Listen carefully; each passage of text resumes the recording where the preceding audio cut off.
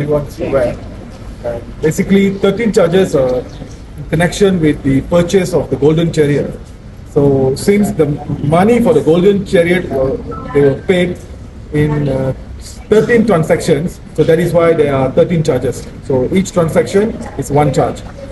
But ultimately, let us understand that though there are total 13 plus 2 and 2, 17 charges, there will be only a single trial. There will be only one trial, and that is why the total bail amount, which has been posted by the Punjabin, is about 78,000 ringgit. I've managed to convince the court to reduce the sum further. And if we look at the judicial trend, the amount is fairly lower compared to the other politicians.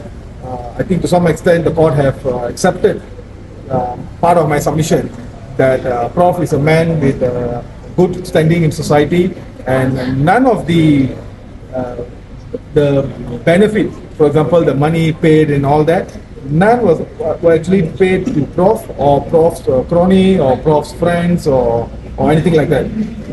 The money was paid to the makers of the Golden Chariot, number one, and then the 4 other transactions they were paid to, I think, for scholarship purpose and also for health or some funeral, these kind of matters only. So it's very clear, even from the charge itself, Prof did not benefit from the money taken out from the board. Neither did Prof's associates or Prof's family member benefited from those money.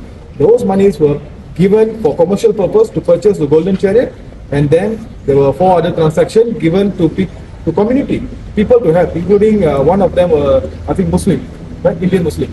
So this is what Prof has done. So today, if we are going to say that board is not supposed to help the people, then I'm not sure, because when we look at the dates, I think the earliest date is 2019. So from 2019 until 2023, every year there will be accounts audited, not by internal auditor. I think they will be audited by Ketua Audit Negara, and the laporan, the report will be presented in the parliament by a federal minister, and the Ketua Audit Negara will issue a certificate. I think A certificate, right? I believe. So clean certificate. So that means to say everything is in order. If it's not in order, then during the audit, the yearly audit, all these issues would have been they would be able to detect that this, how come the chairman issued or made payments without the board approval? Things will be made clear then.